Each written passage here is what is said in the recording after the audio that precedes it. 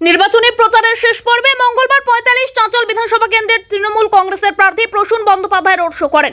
Sihipur football ময়দান থেকে শুরু হয় রোড শো। রোড শোর পর প্রার্থী সমর্থনে চাঁচলের রামলীলা ময়দানে এক নির্বাচনী জনসভা করা হয়। জনসভায় উপস্থিত ছিলেন প্রার্থী সহ দুই বিশিষ্ট অভিনেত্রী শ্রীতমা ভট্টাচার্য ও এলফিনা মুখার্জি।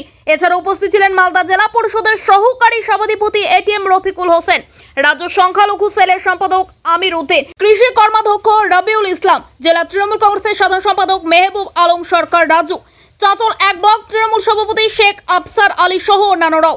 ব্যুরো রিপোর্ট, আমাদের চাঁচল। সঙ্গে থাকুন, দেখতে থাকুন আমাদের চাঁচল।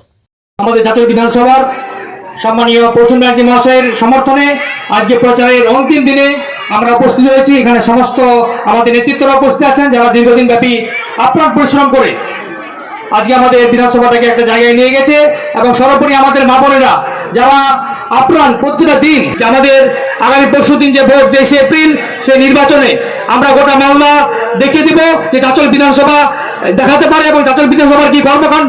অঞ্চলের নেতা কর্মীরা যেভাবে পরিশ্রম করেছে বিভিন্ন কর্মসূচিকে সফল করার জন্য, তাদের প্রত্যেককেই আমার চাঁচল এক ব্লক তৃণমূল কংগ্রেসের পক্ষ থেকে বিনম্র শ্রদ্ধা অভিনন্দন জানাই।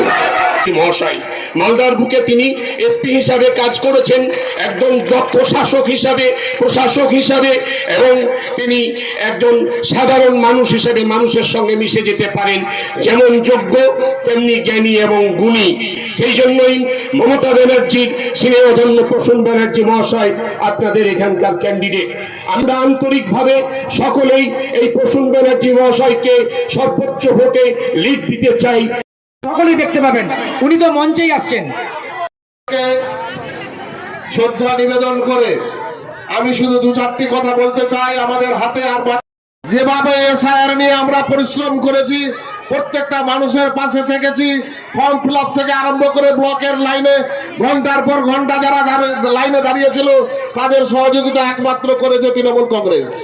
তাই তৃণমূল কংগ্রেস আবেদন আপনাদের কাছে রাখতেই পারে যে এবারের ভোট শুধুমাত্র প্রসূন ব্যানার্জির কাছে ভোট, এবারের ভোট শুধুমাত্র তৃণমূল কংগ্রেসকে ভোট।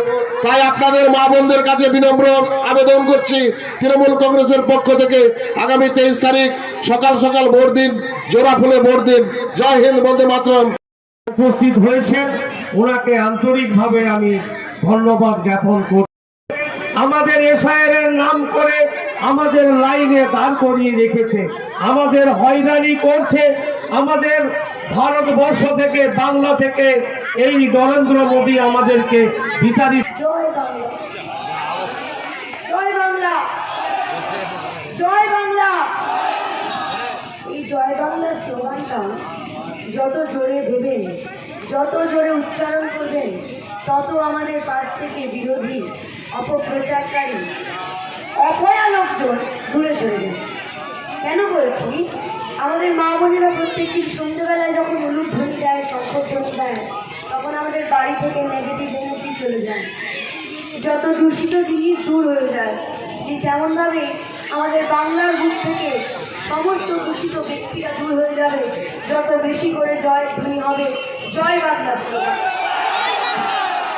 আমরা সবাই ইতিমধ্যে জানি, আমি আর এখন আলাদা করে নতুন কিছু বলবো না। যে সরকার আমাদের জন্ম থেকে মৃত্যু অবধি আগলে রেখেছে, যে সরকার প্রত্যেক মাসে মা বোনদের হাতে ছোট ছোট করে হাত খরচা তুলে দেয়, যে সরকার এই বিশ্বাস দেয় আমরা আছি, তোমরা এগিয়ে চলো। চতুর্থবারের জন্য আমাদের মনে হয় আমাদের সেই সরকারকে আবার বাংলার প্রসাদে আনা উচিত। চতুর্থবারের জন্য মমতা বন্দ্যোপাধ্যায়কে আরও একবার মুখ্যমন্ত্রী হিসেবে আমরা পেতে চাই। আমরা জানি যে উনি চতুর্থবারের জন্য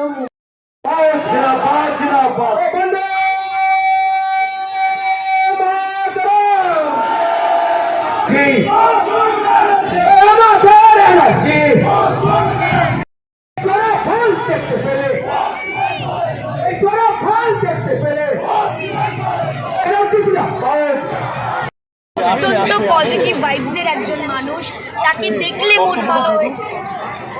সেখানে চাঁচলবাসীরা যে তাকে ভোট দেবেন এবং আরও একবার আমাদের মমতা বন্দ্যোপাধ্যায় সরকার গঠন হবে আমাদের পশ্চিমবঙ্গের বুকে, এর কোনো অন্যতা হতেই পারে।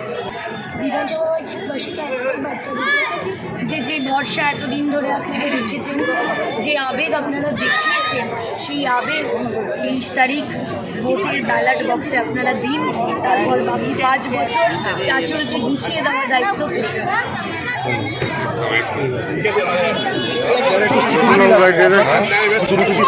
বলছি কৌশলা বলছি স্যার মাঠটা একটাই ছিল, চালিয়ে খেলো, সামনে পায়ে দাঁড়িয়ে মারো, এমনি বল বাইরে চলে যাবে। আমাদের টিম খেলার জন্য রেডি হয়ে আছে, নেট প্র্যাকটিস কমপ্লিট, শুধু মাঠে নামলে একটা কতটা আশা করি স্যার? এতদিন ঘুরলেন স্যার, রোদে বাতাসে, এই দাদিপাড়া রোডে ঘুরছেন স্যার। Thank you.